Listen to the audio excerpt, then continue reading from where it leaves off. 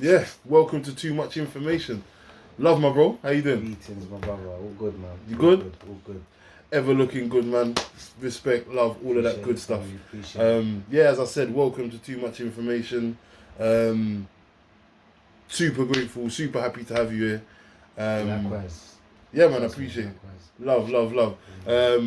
Yeah, man, so really just kind of want to talk to you about fatherhood and your experience with your father and then your experience being a father as you've got the full spectrum. I wanted to talk to you because you're one of them people that I hold kind of high up there when it comes to inspirations, when it comes to fathers, when it comes to just being that role model of how you process being a father and how you back your thoughts up with actions. Nothing but respect, and I feel like that's why it was so important for me to kind of have you here and kind of pick your brain for when my time comes, you see. So yeah, thank you for doing this. Thank you for having me, my bro. Yeah, man. More than welcome, proud man. of you, my family. Love, my bro. Thank you, man.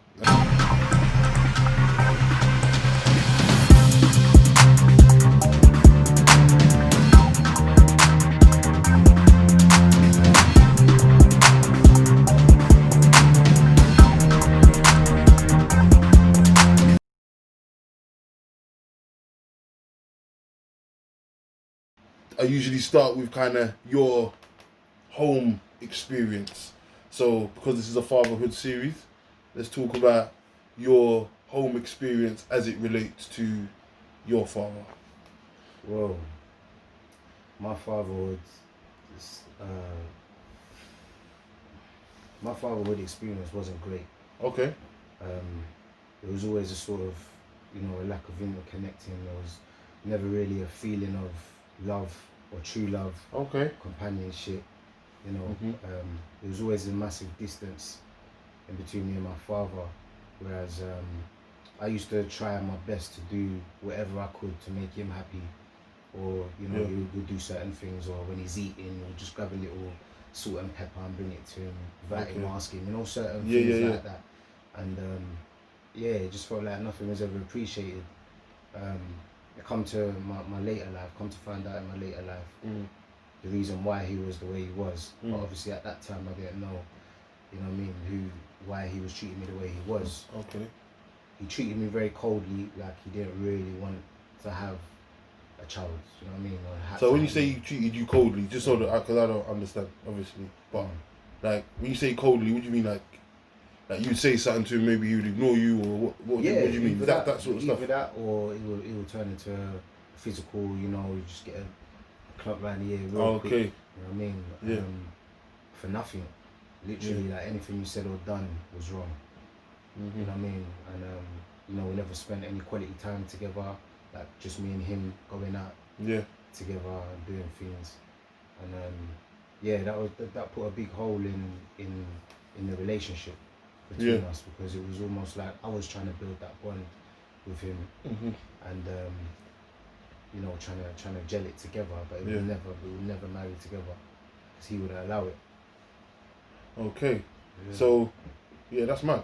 But so you experienced that, so that's a daily thing. That's just how your relationship is. So did it ever get to the point where you stopped trying, or was it just, I don't know, did he leave the house and that's just how he just got left kind of in limbo sort of situation? No, it never got to a point where I stopped trying. What actually happened was things started getting violent. My dad was very, very physical, hands. He was a strong man as well. Them big Caribbean hands, you know what I mean? Just 1, 2 licks here and there, you know what I mean? But he also used to use objects. One day he sent me to primary school bleeding, my ear was bleeding, and my mum, God bless her soul, she had to sort of, fight so that social services won't get involved in that, because the school was asking questions. Yeah. You know what I mean? So I remember that like yesterday, that meeting with the teachers. But yeah, things started to get, go from bad to worse, and Yeah. it was just everyday beatings, literally, to the point where I used to go up to my room. I used to get my chest of drawers, put it up against the door, and I used to take all my clothes out of every drawer and put on like 3 pairs of trousers, 4 pairs of trousers, 4, you know what I mean? And the same with, the top, jumpers, like socks, a few pairs of socks on the hand, like for gloves, everything. Pad myself up, and I was living in that sort of fear, you know what I mean? And I remember one day, I think I did act up in school that day. I had a fight, and I was in trouble. Mum obviously, give me a slap, whatever, sent me to bed. And I remember like the blanket, I was sleeping, and the blanket, woof, straight off me, like wind, like a ghost. I see the light, or look it up, like you look it up, like yeah, and I knew what time it was, like just dragging me off the bed. I had all my clothes on as well. Yeah. You know what I mean? All the padding, literally just stripped them off me. Like he knew the play. He knew the play. And then it was like, once it's finished with the hands, go next door, get the hanger. Once it's finished with the wire hanger, then with the belt, and then the slippers, and it was always something. And it was just like, to the point where I ended up running out on the street, like out the house sometimes, like fear. Yeah. Yeah. That's hard. Yeah. So that's your experience of fatherhood, or what? So how did you process it at the time? Because obviously you didn't have children at the time. Are you at this point? Are you thinking, I'm never gonna be this sort of father to my kids when it's that time, or as some people say, they're thinking this is what they in your mind, were you processing like this is what fathers do? Yeah. Where was your head at that time? Exactly what you said in the beginning. I always said, well, you know what? Like when I get older, I'm never cheating my kids. I'm gonna show my kids what love feels like and what love is. Because that's what I lacked. I always grew up thinking, from as far as I can remember, like this guy don't love me. Why don't he love me? What did I do wrong? Because I was quite a happy child when I grew up. I was quite playful, jokey. It's like everyone else liked you, just he didn't. Sort of thing. Well, I wouldn't say everyone. No, but you know what I mean. As a kid, like you're a kid, didn't like you. It's not like you was. I was quite outgoing, same way I am now. It's weird because, from that situation, it sort of transitioned from being a happy kid to going through the scenario with him, which then turned me into a different, made me look at life a different way. And then, the barriers are up, and then you're angry at the world and blah, blah, blah. To now finally, I've gone through the best part of my life like that, and now sort of transitioning back to how I was in the beginning. I fully hear that. Yeah, so yeah. That's what I was going to ask you, that how did it kind of change you? You kind of said, like, you became angrier, you became, like you said, the walls go up. How, like, what does that look like is it like, okay, you're acting up in school, maybe you're fighting more. Did it change your view of what violence was? Well, to be fair, that was the only violence I really experienced. And I'm talking like from like 8 years old. So really early in my life, like it was like a good 4 years consistent violence. Yeah. And it's not just, like just the average, little club here and there. It like was putting like the work putting the work in, and you know what I mean, and even when we got family and visitors around, and just no one can't tell him nothing. Table. Yeah, all of that. So like I experienced that, and that turned me, as it would do to any young person. You know what I mean? That sort of turned me the other way. Then I started to, the question, why don't you love me, got stronger and stronger, to the point where now I'm actually starting to take it out on the wrong people. I'm taking it out on people at school. I'm fighting people at school. This is primary school, by the way. So I was so bad at primary school that I ended up being I ended up being a one-to-one student. Okay. Yeah, where I wasn't allowed to be with the rest of the class anymore. So when the kids went out for break and lunch, like out in the playground, as you do in primary school, I was inside. And then when everyone come inside, I was the only one outside, me and one teacher in an empty playground. Yeah, and that was my life from early, and then that just excelled into more and more anger and hatred for the world and hatred for everything else. But the real issue was he didn't love me, and he sort of it was like he was pumping that into me, and I couldn't be who I really was, like be happy. So I just took it out on the wrong people and I lashed out. So so you said like it was like 4-year period, let's say, from like 8 to 12 or whatever. Yeah, it was. So then what, he left? No, what happened was when I was 12, my mum left him. She gave him quite a few warnings, you know what I mean? She said to him like, if you don't, you need to stop attacking our child like this. I remember like, like when you're a kid and you overhear conversations and you're like listening through cracking the door, like certain conversations, and she was just at her wit's end. She was just like, look, like this has to stop. Like I don't agree with it. And as I said, things went from bad to worse, and then he didn't stop, so she ended up leaving him. We went to my nan's, and we stayed at my nan's for a bit, I think for about a year or two. And then I remember she sat us down, me and my sister. She sat me and my sister down and she said, look, this is the play, right? I've left your dad, but I'm never gonna stop you seeing him. Yeah. You can always see your dad. Anytime you want to see your dad, you can see him, but I've stopped. So obviously me and mum's like, why? Me and my sister's like, why? To my mum. Obviously we know why, but we're just saying like, is there anything else? And she didn't really want to badmouth him, which is one thing I knew. That's when I knew what morals was. That's when I learned what morals was. Because no matter who done her wrong, she would never speak bad about no one, even him. So she said, look, we just didn't get on, things didn't work out. You can see your dad whenever you want, and just kept it moving like that.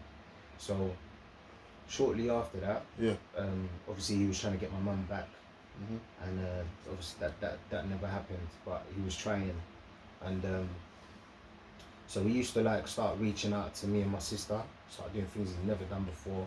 It was all new to us, like take us to restaurants. So we used to go and see my dad in Bethnal Green, and we used to go to his church, and he used to take us out for Chinese, and me and my sister was like, wow, like this is new, but maybe like he's trying, so let's give him a pass. You know what I mean? And then to the point where it got to, that was just constant, but the conversation was never anything to do with how are you, and to my sister, how are you? And at this time, are you realizing this? Is this something that you're noticing at the time, or is it something that as you've got older and you've looked back on it? No, it was generating then. It was generating from then. So you're noticing that, like my man's not even. He's not really interested in us. This is all kind of like almost like a play to try and mumsy. That's exactly what it was, because the conversation was purely directed on speak to your mum for me. Okay. Tell your mum this ain't right. Tell your mum I want to be better for her. Tell your mum. That's all the conversation was. You know what I mean? So that's when me and my sister, like, we looked at each other, like, me and my sister's always been like that. You know what I mean? Even to this day. So that's when, we look at each other like, what's this guy on? Like, something ain't right here. You know what I mean? What, you like 12 these times? Yeah, like 12, 13, 14, the next couple of years after the divorce and that. And it got to the point where he just said, you know what, this is long, and just stopped. I remember driving to go and see him one day. This is fast forwarding, I'm like 17, just got my license.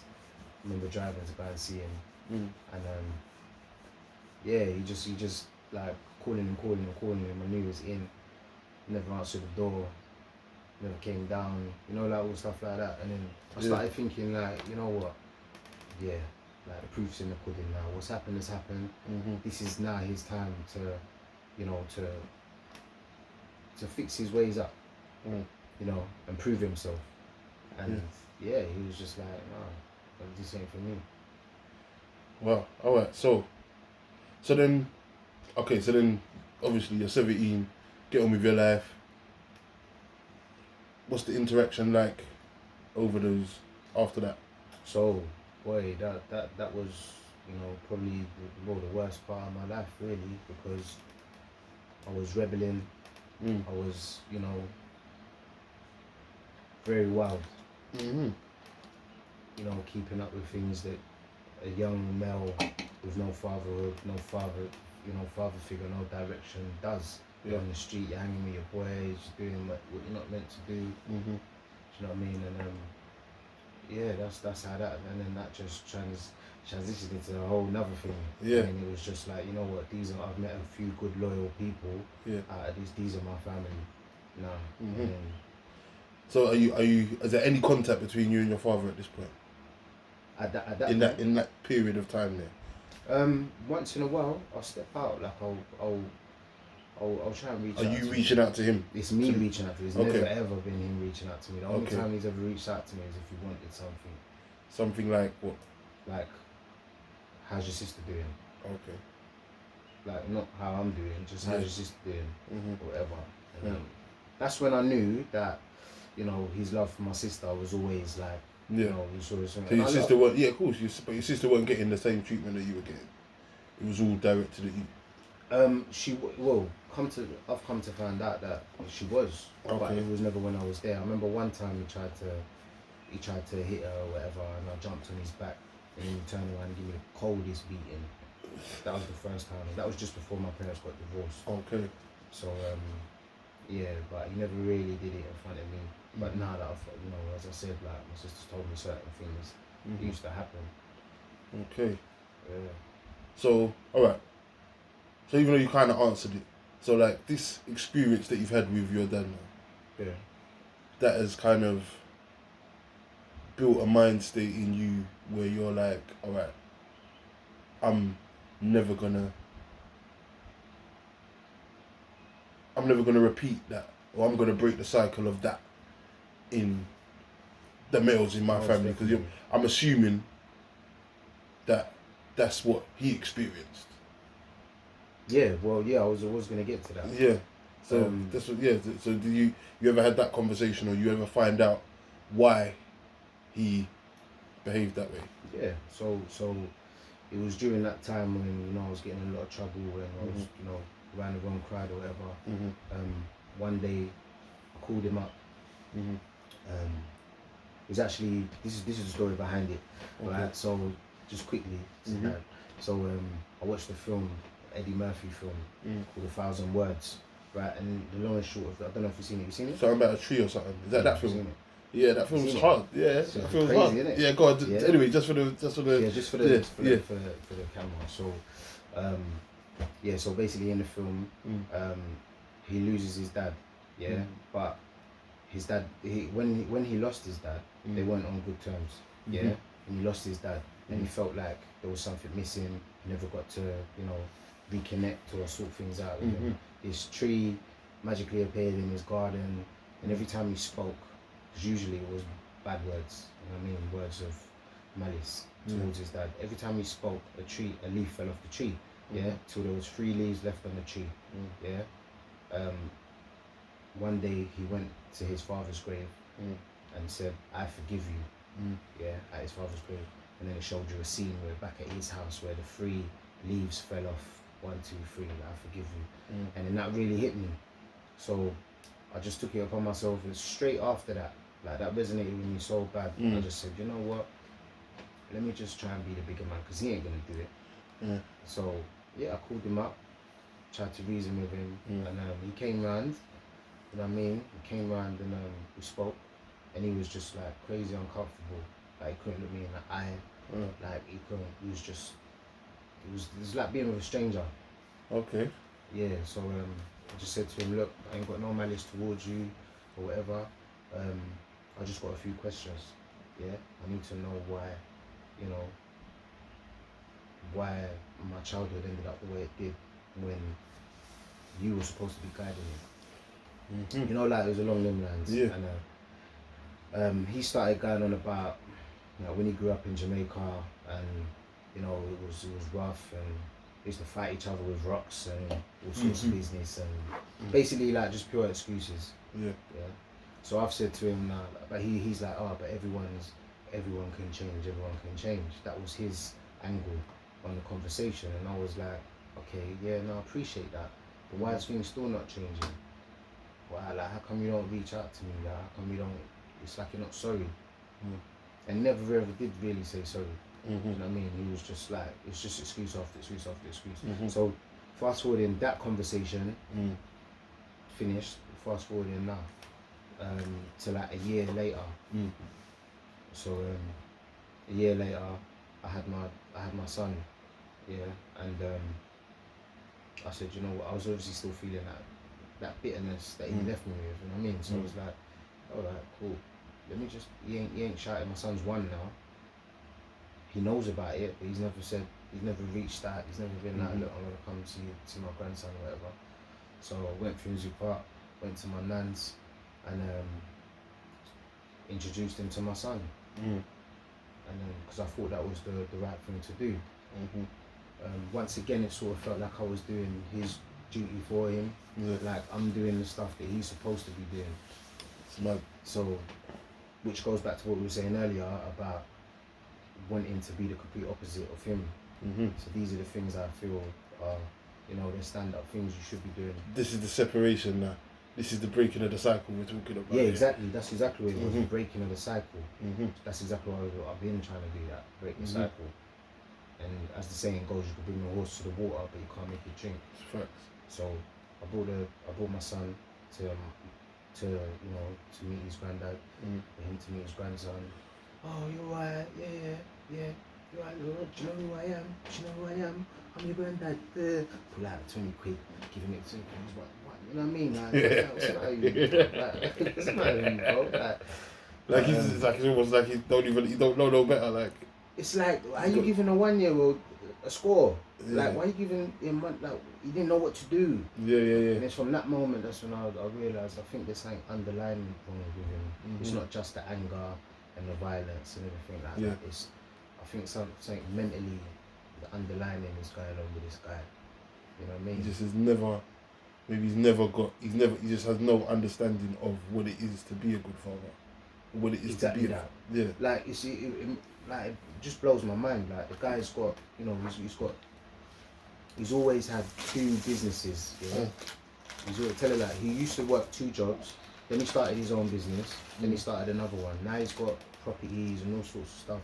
But one thing, my question was like, you know, why didn't you take me under your wing and show me the ropes and you know, like, Facts. teach me how to do certain You things asked if him you this. didn't want to be the... Yeah. And what did he say to that? Well, your mum and things didn't work out. Your mum. Before that, why wasn't that the goal? Usually, if a man has a son, you know what I mean, that's the main thing. You know, you're gonna show your son the ropes. You're gonna show him how to do certain things. You know, money management, how to look after your money, how to, you know, all these sort of things that are completely messed up in my life. You know what I'm saying? Like, these are, you know what I mean? Because that's the only thing apparently that he's actually good at. He's making money. Other than that, I ain't seen a damn thing really. Yeah. So, and I don't mean seeing things like money. Money is not the issue. no. I hear you. You're just saying that as in a lesson, a father. What have you learned? What is the positive thing that you've learned from him being your father? And then when you analyse it, you're saying, okay, you haven't showed me nothing, and it's almost like I could understand you not showing me nothing if you had nothing to show, but you actually had a skill that would have been beneficial to my life. Exactly. That you have decided for whatever reason to withhold. It's almost like withholding information sort of thing. You know what I mean? You don't do that. Like, it's like to your bros, like, you're my close friends, you know what I mean? Like if I knew about something like your platform now, if I knew something that was going to help you benefit, which is going to help you excel, then like me holding that information from you, that would just do something to my spirit. You know what I mean? That's not me, so I have to let you know that, because I want to see you. But that just weren't him. So he never had no. So did you ever get into what his experience was with his father? Very or is it all vaguely. very kind never, of like, he would never really get deep into it. Like that time when I called him up before I'm talking about the time before I introduced him to my son, when it was just me and him, because he's one of these sort of people. He's very what's the word? He's very weak-minded. Yeah. So if he's around other people, yeah, and you try and talk something serious to him, he'll digress. He'll talk to someone else about something. Oh yeah, so you know, like just try and cut. So I wanted it to just be me and him. So I could look him in the eye, and talk to him, man. Yeah. He couldn't even look me in the eye. Yeah. Mad. It's interesting just because, like, I see, even though it's different, I see some parallels with the relationship with my father, in the sense of kind of just not understanding how someone can kind of just not know how to care about somebody, or the way that somebody cares about somebody is so completely different to anything that I can comprehend. It's like it's hard to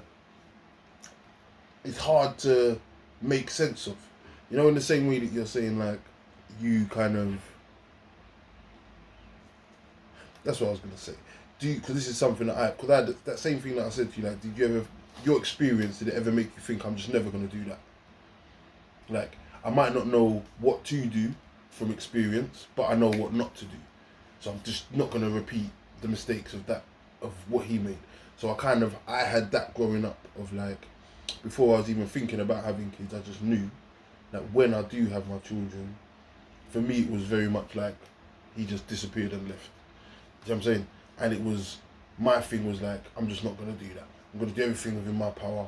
Like, even if it comes down the line and I have the conversation with my children about what happened, I'm going to have more to say than I just couldn't be asked. Or, I'm not saying that's exactly what he said, but that's kind of how it comes across. Do you understand? Yeah. So that idea of not repeating the cycle, it's interesting to me to think that if he's experienced certain things, the only way that he would repeat the cycle is if he thought that it was of benefit to him. Does that make sense? Yeah.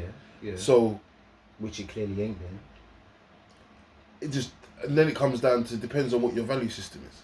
Because I feel like, because the same way that my pops was with me, where, like, man ducked when I was 2, and he's kind of repeated that cycle with a whole load of other children before and since. It's like, then, you know, you find out the little kind of nuances about his upbringing a little bit, and then you start to think, okay, that's, you just don't understand the value of, because you didn't have the relationship that I would want with my child, because you didn't have that with your pops, and you feel like you're right. So because you feel like you're right, you don't see the value in doing these things for your youth. That's how I've kind of patterned it with my parts. All right, that's it's probably interesting to kind of think about. Also, as well, what I was going to ask: do you think, see, like, your view of being a father? Do you think that you would have had the same view? Because we haven't got into what your view in or how you are as a father.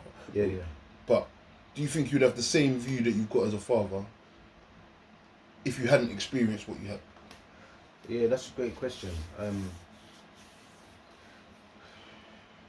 don't know, like if I rewind and look at things, like, everything that happened didn't happen.